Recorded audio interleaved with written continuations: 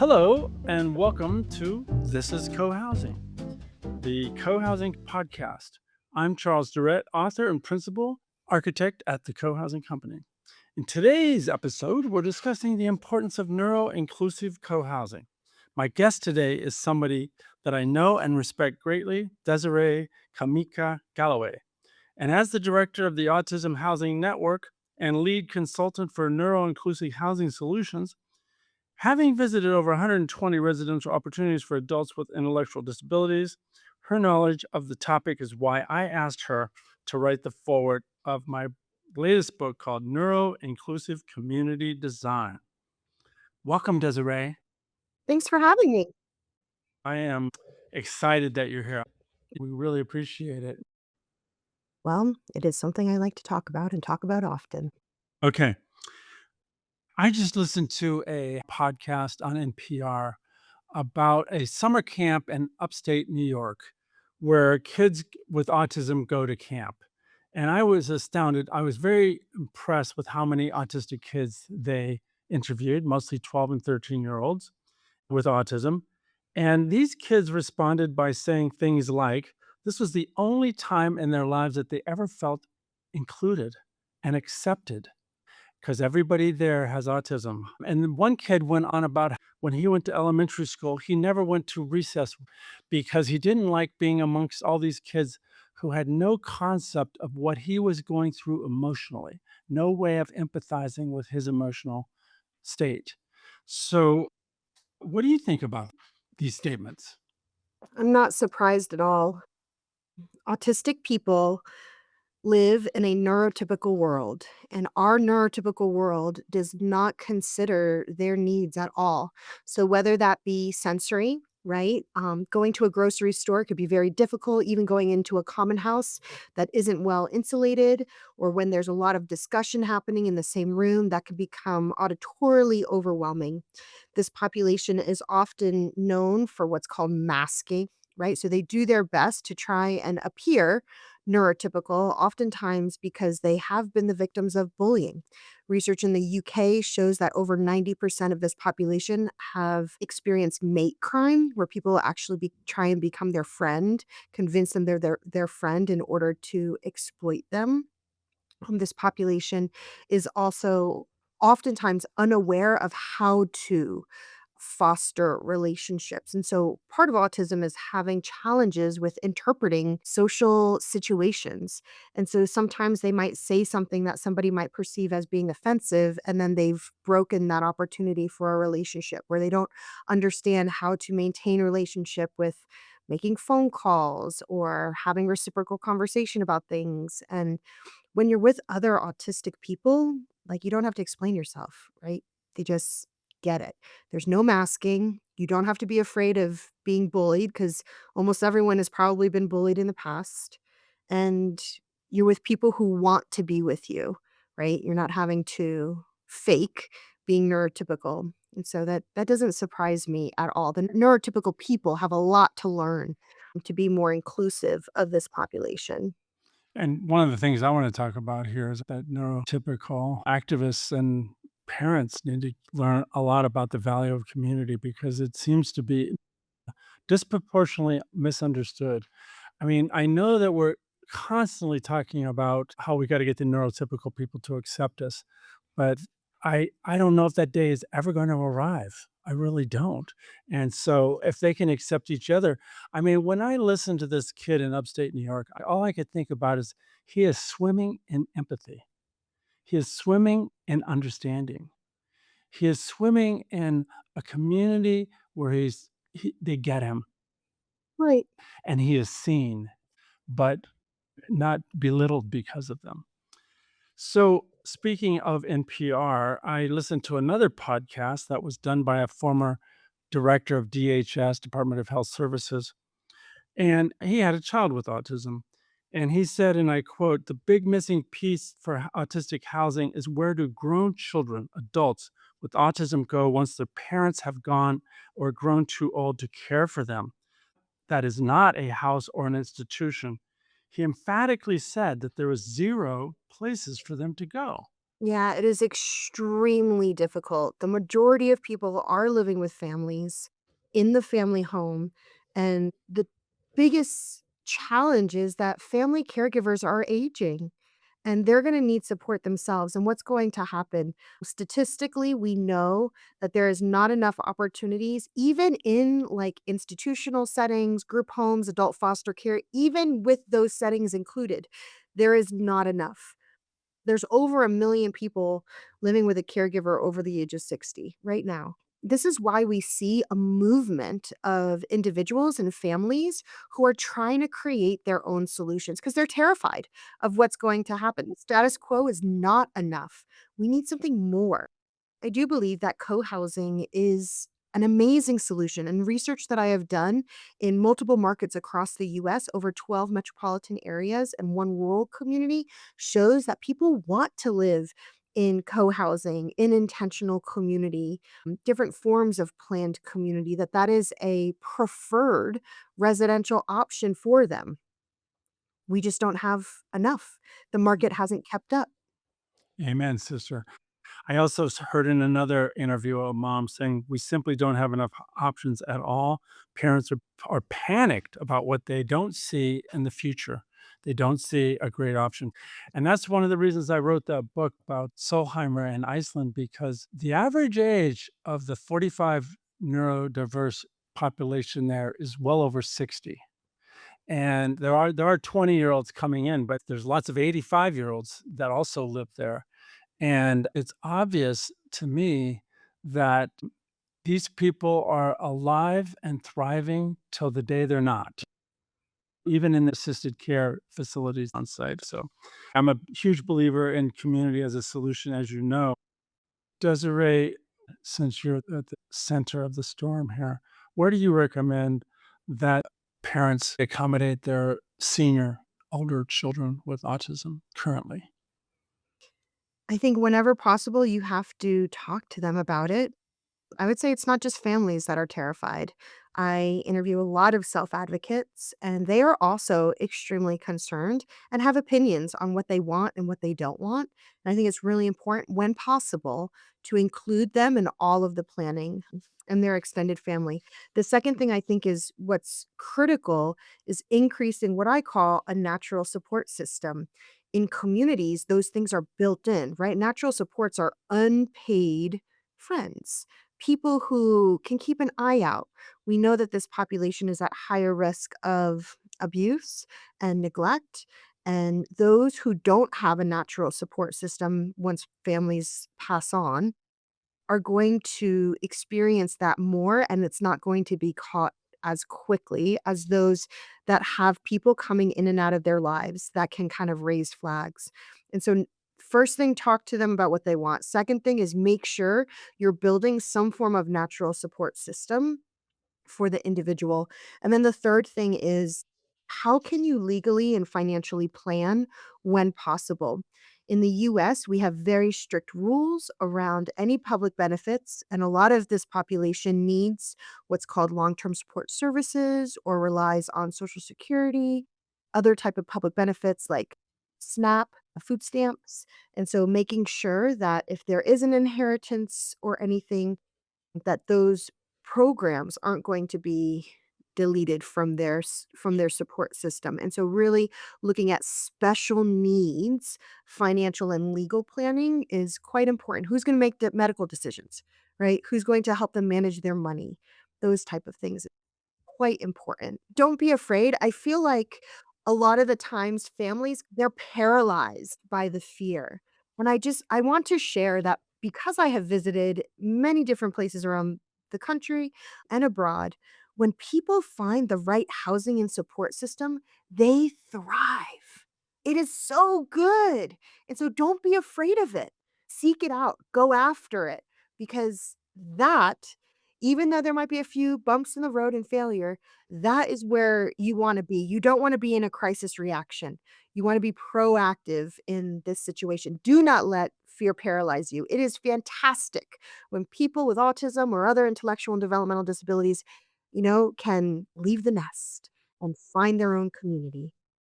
That's Fantastic advice, frankly, just very fantastic. I am astounded by how many parents are crying out for some sense of next steps and perhaps without doing the kind of research that you're talking about.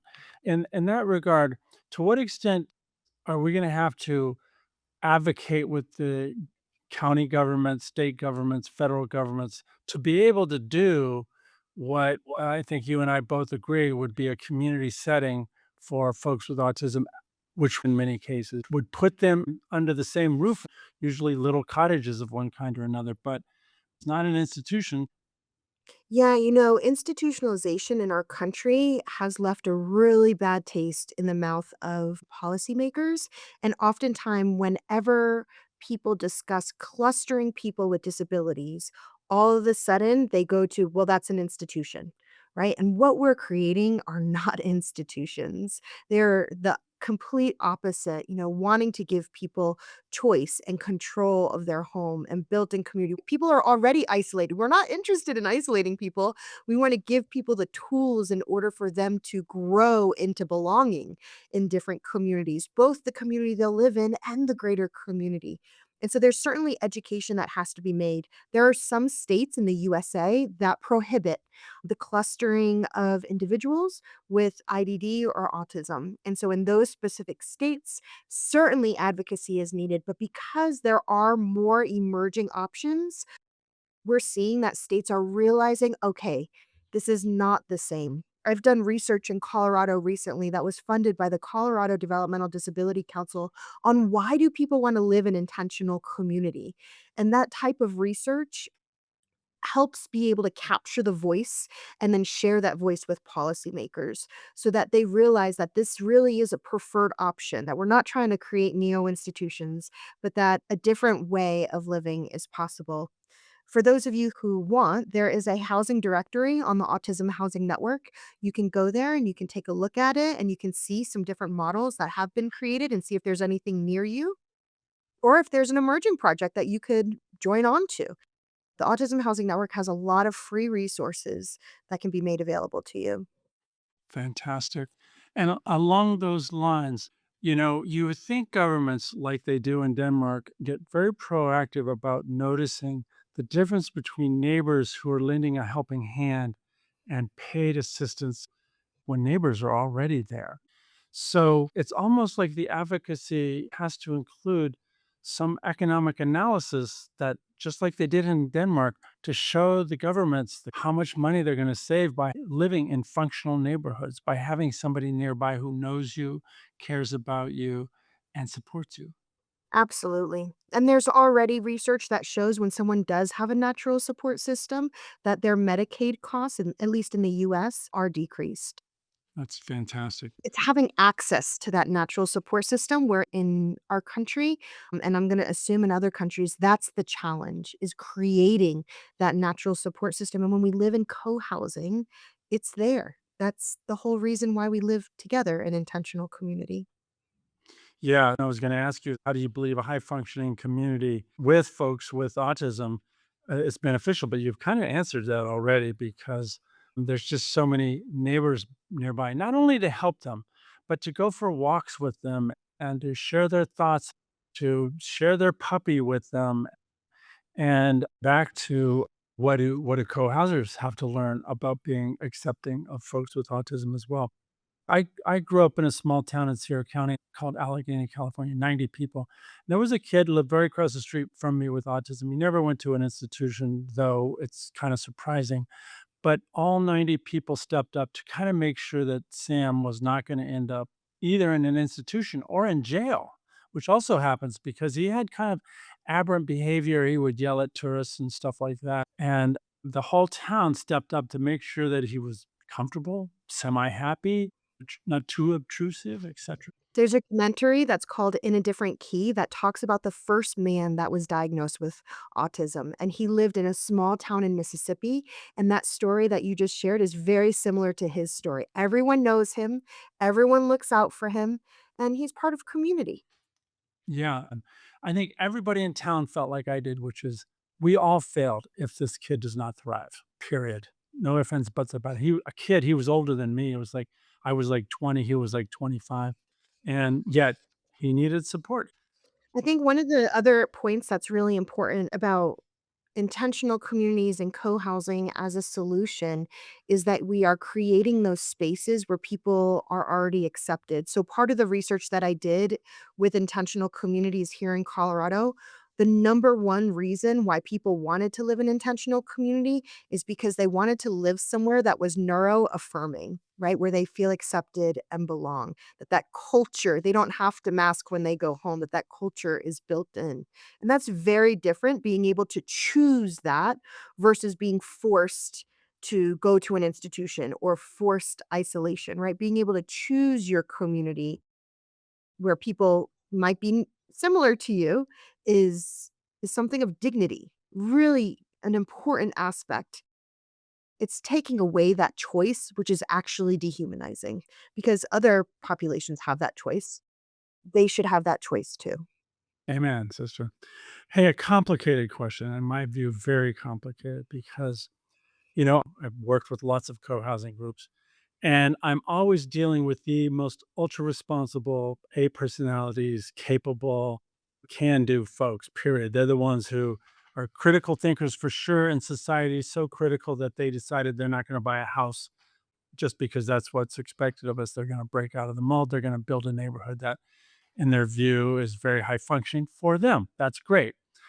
And then sometimes somebody will move into the co-housing who has ADHD, for example. Co-housers don't like to do anything impulsively. And one of the side notes of ADHD is that a lot of impulsive behavior. I just do things. I see a need, I just do it. That's just one symptom. I feel there is a need to figure out how to inform co-housing groups how to best set themselves up for success and people with autism up for success. I think when you meet one person with autism or other disability, you've met that one person, and things can't be generalized. And the most important thing is that you talk to that person. That person knows what their support needs are, likely knows how others can best support them. And by having that open and honest conversation, that's the place to start. You could go to an autism training, but what they teach you in that autism training may or may not be relevant to the autistic person in your community. So it's really about building that relationship and just having an open and honest conversation. I feel like a lot of us growing up, we were told, "Oh, don't look at that person who has a disability," right? Don't shh, don't talk about it. Stare. Don't stare. That's not very helpful. And there's nothing to be ashamed of if you have a disability or if you're autistic. Like, there's no shame there. And so there isn't any shame in asking how I can be a better friend and neighbor to that individual. Be like, teach me, help me understand. That would be my first request would be start with the person's formal. That's a good one. And yet there are some general points that do seem to be a little bit consistent. For example, we've had probably 3 or 4 people with ADHD in our co-housing community. Whenever they just do something impulsively, cut the tree down or anything like that, the co-housers cringe. And it's not until recently that we figured out to have those personal conversations that you're mentioning right now. Don't just take everything for granted. Like this person looks normal. You don't know that they have ADHD until they act out one time, and then you can go talk with them. And that has worked out to be very successful in our co housing community as we have made that adjustment. Such a critical adjustment that we finally figured out after like 15 years, you know? So there is some awareness raising that could happen and recognizing it as number one, autism, ADHD in particular, because that one's very hidden too. Sometimes people are pretty high functioning and they have ADHD. And of course, Downs is pretty obvious. And the funny thing about Down syndrome is it's so obvious that people know that they have to be more careful. But the other two, it's not always obvious that you have to be more careful. When I think when we create spaces that are neuro affirming and when you create those type of, let's call them boundaries or rules or protocols, it actually helps everyone, right? Like Mhm. it's a good rule for everybody, whether you're, neurotypical or neurodivergent. So, for example, Oftentimes, if you go to like an autism conference, we're going to have what's called communication badges. And it's just like a sticker or a magnet, something that's visible, a lanyard where there's red, yellow, and green, a color. And so if the color is green, it means, yeah, come and approach me, talk to me. I want to talk to you. Great. If it's yellow, it means don't approach me. I'll approach you if we want to talk. And red means I don't want to talk to anybody, but I wanna share the space. And so just by having that outward visual sign, you're making someplace more inclusive. And honestly, my husband is an introvert. He would love a yellow button. Like, don't talk to me unless I talk to you or I already know you, right? And so that's just one very small example of what does it take to be able to have a box of buttons. You just put a button on and everyone just knows. And then that's the rule, right? You talk to people openly for green, have a little bit of caution for yellow and red. This person wants to share space, but they really don't want to communicate today. And that's okay too. No, it's very European because I lived in Denmark for a couple of years, in and out of Britain. I lived in Africa for a year, but there were a lot of Europeans in that community too. And their whole rule is, especially even the Irish, don't talk to me unless we've been introduced. There's no talking to each other unless you've been introduced by some third party to each other. Because Americans, especially Californians like me, hey, how are you, man? How's things going? To a complete stranger. Doesn't happen in Denmark, doesn't happen in Britain much, definitely doesn't happen in Ireland. You've got to be a known entity. It's almost like there's some root cause to that's yet to be fully understood. I mean, I just know too many people with autism who are in some back bedroom at their parents' house. My sister's best friend has a 30-year-old son with autism, and if he comes out of his room and his mother is home, he immediately goes back into his room. That's how it is easy to become that antisocial. And I've just witnessed too many other strange things working in different neurodiverse populations as an architect, where people are invited to leave the meeting if they have a hard time following it and stuff. And yet, one thing that seems consistent with for me, especially from my experience in Denmark, is how much the government does to facilitate appropriate housing. And co-housing is one of their many avenues of diversifying housing options. They really do believe that housing should have a lot of options. One size, one single family house does not fit all kind of options. Our biggest customer for our book, Creating Co-housing, is the Danish government. And they make sure that every planning department in Denmark has a copy of that book. And I know from firsthand experience working with different groups. And I asked them where they got the book, and they got it from the local planning department. So, what's happening at the government level to encourage more appropriate housing for folks with autism and more variety? What kind of proactive behavior do we have coming from our government, if any? On the housing side, we have zero. If it's targeting individuals with autism or other IDD. There are 0 funding streams, there's 0 policy. There is one very tiny affordable housing program called Section 811 that is for all disabilities. But there is really nothing happening on the housing side. And then on the services side, because housing and services are often becoming more disconnected in the US, so people can choose where to live and then bring their services with them, and they don't have to rely on a service provider. That's a little bit newer because remember, in our country, before 1980, you had to go to an institution. There was no other option to receive support in the community prior to 1980. 1980. And then they were relying on service providers at that time. That's when the emergence of group homes was like new and innovative. So we have to understand that there's this political history that has really siloed the services side and the housing side. Because the services side is fairly robust. There's not enough funding at all. There's wait lists all over the country to receive services.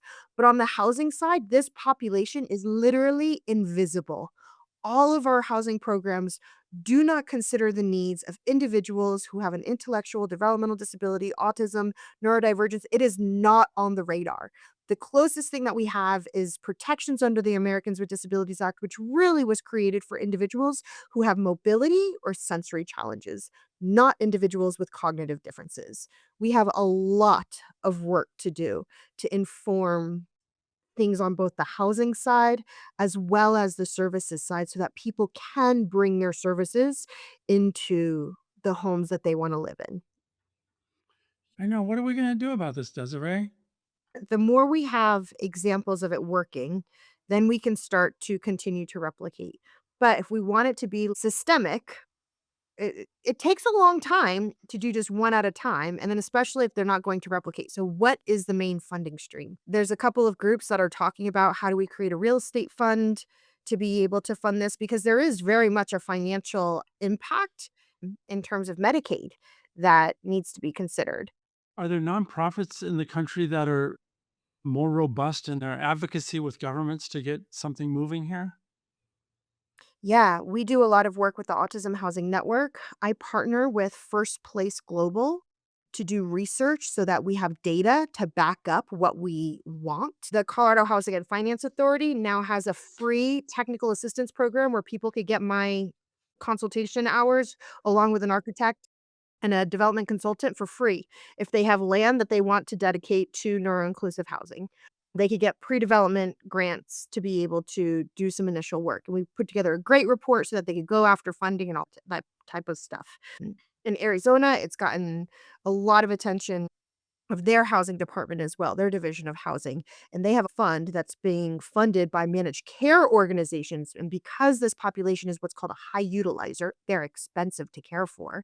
They're able to start using that type of fund for supportive housing options, which is super exciting. We've done work in New York, Ohio, New Jersey. We're about to publish in Chicago. So we have data, right? That's the whole purpose of these reports. That's why I started doing them, was so that I can have the data needed to drive the policy.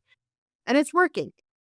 It's just slow, it just takes time. To be honest, a lot of advocacy organizations are kind of split on this topic. Like, there's still a lot of advocacy organizations that are opposed to any form of clustering of people with disabilities. So it's a challenge, right? Because a policymaker might hear from one advocacy organization, hey, we want to create a co housing community. And then in the other ear, they hear this historic disability rights organization saying, no, they wanna isolate and segregate people with disabilities. Even in Iceland, this community that I wrote a book, Solheimer, which is 45 people with neurodiversities living in one place, it's the only place like it in Iceland. And what they found is A, it's the most in demand of all the accommodations for folks with autism. In other words, it's hard to get in there because they incorporate so much purpose there. So, of course, they need more. And that's why the president of Iceland met with me because he wanted to figure how the heck do we get more of these in Iceland? And he insisted that the book not be academic at all because there have been plenty of academic papers about Solheimer, but he wants the culture to be reconsidering their accommodations. And I feel like the book does that successfully. But what I'm trying to get around to is it just does not make sense to me that we have variations. Every school teacher that I ever met said that felt like that kids with autism in a neurotypical classroom, it really made their job really complicated. And yet there's other school teachers who don't have neurodiverse people in their classroom who feel like it's the only way to go. There's a lot of what Emmanuel would call Kantian thinking here because it's about the intention. Sure, the intention is noble that everybody is equal and we'd all thrive if we all treated each other as equal. But there's a little bit of denial there, and that keeps coming up is that neurotypical people are not as accepting as they might be. But it's not just that. Solheimer thrives because it makes sure that everybody there has a job if they want one. It makes sure that everybody's on a committee if they wanna be. They're part of the management, et cetera, even though it's complicated, and I try to go into the complications in the book, but it's doable. It's doable to set folks up for success no matter how neurodiverse they are. And we just seem to think that it sets them up for success if we voice them into a neurotypical environment. And that just does not always seem to be true. Maybe it is sometimes. Well, and I think it's also ableist, right? To say that our neurotypical way is better than your way and what would work for you. And I think you mentioned it just prior. It's about choice. It's about making sure that people have choices because this is not a one size fits all solution. We need lots of choices because the neurodivergent population is diverse. And it's really important that people have access to options. Writing a book and having these examples is really important. So I co authored a book called A Place in the World Fueling Housing and Community Options for Adults with Autism and Neurodiversities. And the goal of this publication, which is free, you can access it on the Autism Housing Network digitally, is to show that there is diversity and that there are already innovative solutions that are happening that take various shapes and sizes and service delivery models. The other thing that has been really challenging in this space is being able to speak the same language, that certain terms are used in certain states because they're attached to certain funding streams. They can have the same term and be very different in a different state. And so the purpose of this guide essentially is to offer people a glossary of terms so they can describe the type of community, for example, they want and how they want to be supported. It offers some language and then some real life examples of different ways to be able to provide residential options for this population, as well as some advocacy recommendations as well. Right. I wrote a review in my book about a book by Donna Williams, who you may know. It's one of the most profound books I've ever read. It's by a woman with autism. Mhm. And there's nothing like hearing the angst from the core, from the heart of a person who's living it day in and day out. Her first book, which was a bestseller, is called No One Nowhere. What a concept, right? No One Nowhere. And then her second book, after she sort of figured out the world, was called Somebody Somewhere. And and that's the review that I wrote. And on the one hand, I'm a believer in books, as you know, I've written 16 myself. But on the other hand, I I feel like it's the advocates and the politics and, storming. I work a lot with homeless, and I just did a project up in Eugene where I was threatening the state of Oregon that if they didn't help me find some accommodations for some homeless people in Eugene, that we were going to march on Salem, Oregon. We're going to have a march, 100 homeless people marching 100 miles up the state of Oregon. It's funny, that would have been a specter they would not appreciate. And they started to get active as a result of that. So, I think about the civil rights marches. I think about demonstrations that move the dial. Do you see anything like that happening in the future? Getting people organized at that level? I think that would be really powerful. Unless you are a family member of somebody who has autism or other neurodivergence, this is not something you've ever thought of, most likely, right? Even I, when I was in college, when I was a psychology student and I was running social groups for autistic high schoolers, I remember asking the families I was supporting, I said, "Aren't you so excited? Ben's going to graduate." And they were like, "No, we're terrified of what's going to happen." And it floored me. I had no idea that this was even a problem. It never occurred to me. So anything we can do to just raise the consciousness of the neurotypical population, because I don't think that they would be opposed to wanting to support people who can't necessarily pull themselves up by their bootstraps, right? Like if you have Down syndrome, you have an intellectual disability. You're not going to be able to make a living wage or have a typical professional employment situation. You're going to need some form of support. And I think if more people just understood that and knew that and it was part of their consciousness, maybe it would help inform some of their voting patterns, right? Maybe it would help inform some policies that are being created. Yeah. I often wonder where the first Solheimer will happen in North America. And I say Solheimer because it's it's so complete in every aspect of life. So I really love that case study. And I looked elsewhere. I looked, throughout Sweden, throughout Denmark, and throughout Canada for anything that was close. And I take my hat off to the Larch programs and the Camp Hill programs. I wonder where it's going to get started in North America. Next week, I'm going to Canada for 9 days to do 5 presentations. And the one that I'm most excited about, I'm talking to the University of Fraser Valley, which is the Vancouver area, and I'm talking to the psychology department there at the university, who's also invited all their sociology friends, their anthropological friends, and advocates. And it promises to be an extremely rich conversation. And then that night, I'm doing a general population presentation because, end of the day, I'm very much a populist. I feel like if anything is going to move, it's not going to be from academia and it's not going to be from the government. It's going to be from, an uprising, frankly.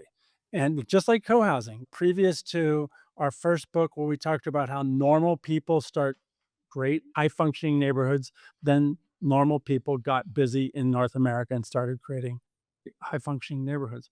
But anyway, that's why I think it's going to be Canada. You would be very interested in Canada. Canada has an ability to develop and fund cooperatives that we don't have here that I think would be very valuable as a tool. So first I'm doing that presentation for them, and then I'm doing a general population presentation. But then two other neurotypical co-housing are hosting me to do a presentation there because they all know people who want to do, now that my book has come out, a neuro-inclusive community. So they're hosting me so that they can create a venue and a welcoming setting for friends and family. The way I look at it, everybody knows somebody with autism. And if we can get them organized and proactive, something will move. What do you think I should say to these psychologists and sociologists, anthropologists? Any thoughts? Because I want to move the dial and I think it's going to move in Canada. Hmm.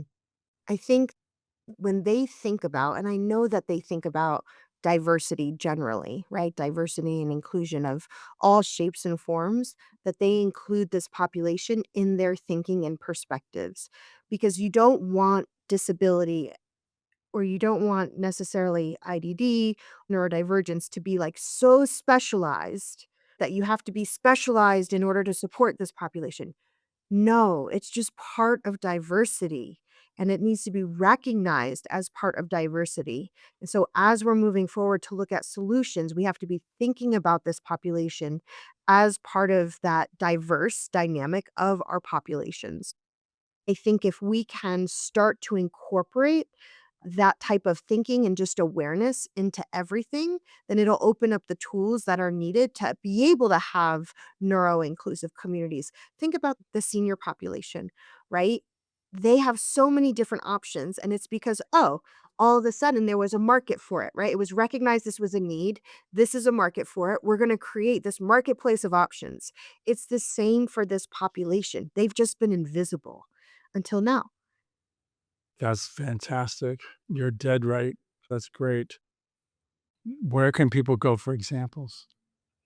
I would go to the Autism Housing Network and check out the housing directory. See what's happening around you. Go and visit. That's where I would probably start. I would also look at A Place in the World, Fueling Housing and Community Options for Adults with Autism and Other Neurodiversities. It's an accessible book that also gives you the language so that you can describe your vision, both in the housing terms as well as the services terms. There's a lot of people wanting to organize and do something. And if we can just come together like other co housing groups have done, I believe that there are options out there and available. I do consulting to developers all the time, and oftentimes it's just acting as the glue and helping them put the pieces together in order to make solutions happen. And that's kind of what you have to do is think about being the glue. You don't have to be a housing developer, you don't have to be a service provider. You just have to be willing to put the pieces together in order to develop more neuro-inclusive communities. Yes, I would agree. And I, as a member of this market, really want to see something happen. I mean, that's exactly what's happened with co housing, nothing more, nothing less. Even when There's plenty of co-housers that I've designed houses for who don't have enough money. But what they do have is the faith that if I get 50 people together who want to make a high functioning neighborhood together, they will probably figure it out. They will figure out how to get first time homebuyers. The first co-housing we did in the US, 23 out of 26 were first time homebuyers. And that all came from the collective ingenuity of the 50 people at the table, basically. Mhm. It's amazing when I do a presentation these days, there's 300 plus people who come. So people see the need. But then I ask everybody who came tonight, come on Saturday morning to the local library for a 3-hour meeting to get started. We're going to get started. So if you're interested in moving forward, come to that. That's where you get a good sense of there's folks there who understand, marketing and understand group process and understand legal and development stuff. And it is a wonderful estuary for making something come into place. So there's nothing like a group. I could have talked to developers till I was blue in the face. I could have talked to the government till I was blue in the face. It wasn't until I started talking to the marketing. So, parents, I understand that it's challenging to find somebody to care for your 20-year-old or whatever on a Saturday morning to come to a meeting.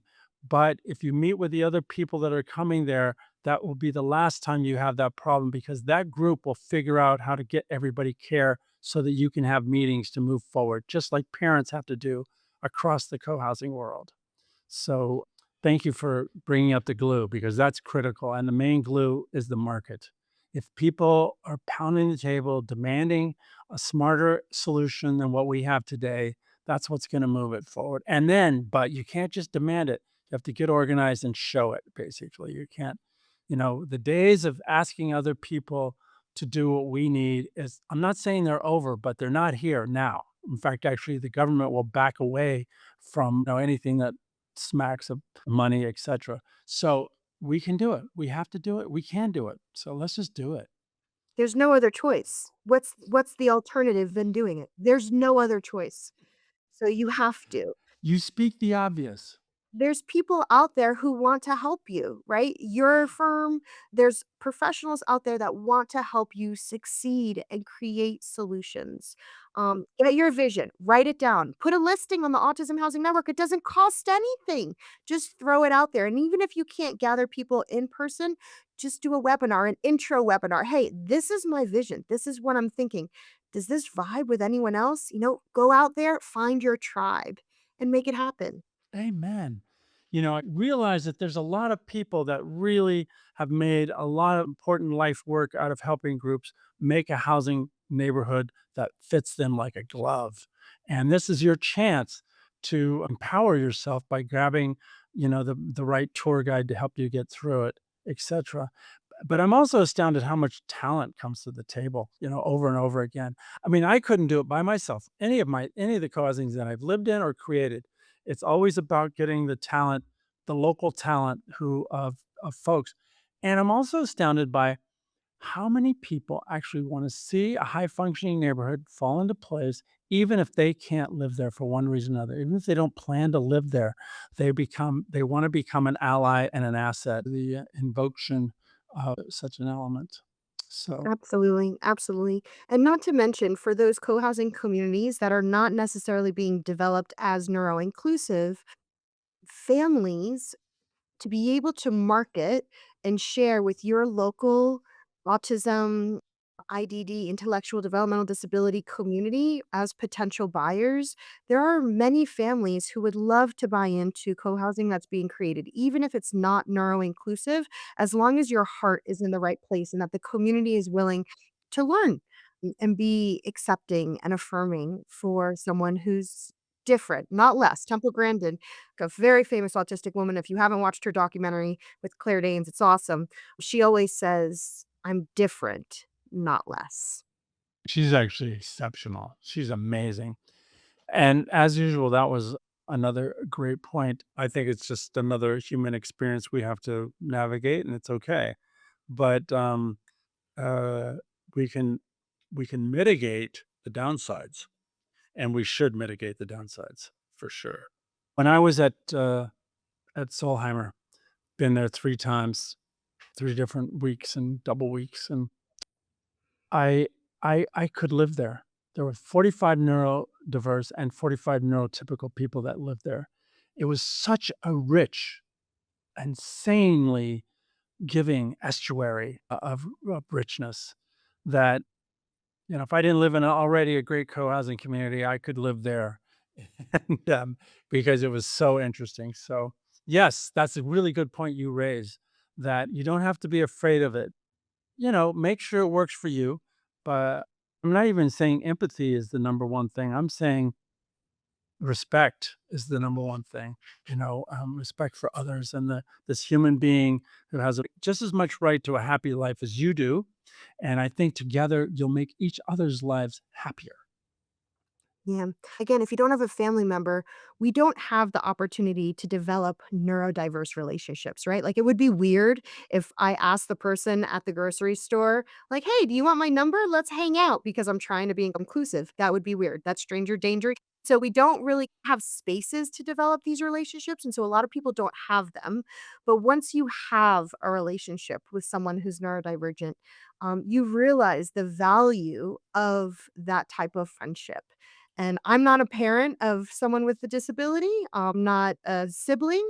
I love this population because of exactly who they are and the perspective that they give me and the value of their friendship in my life. Mm. It's not just about being a job. These are people who are fantastic friends and neighbors. Beautiful. With that, I think I need to bring us to a close, if you don't mind. And I want to thank you immensely, Desiree. You were just fantastic, and I really loved chatting with you. Thank you. And if this conversation resonated with you at all, consider subscribing, rating this episode, sharing it with somebody interested, especially if you know anybody with autism. Share this podcast with them. Just about everybody knows somebody with autism, so find one person that you can share it with. And if you're interested in living in a sustainable neighborhood where people know each other, care about each other, and support each other, then look up our webpage, cohousingco.com, or look up cohousing.org and consider getting the book, Neuro-Inclusive Community Design. And thank you again, Desiree, for writing the foreword. There was some profound stuff you said there. And I also want to give a quick thank you to the team here at the Co-Housing Company who put this podcast on, Natachai Kangajorn Kitsuk and Melissa Turnbull. And until next time, I'm your host, Charles Durrett. My email is charles.durrett@cohousingco.com. And thanks for being a part of this conversation.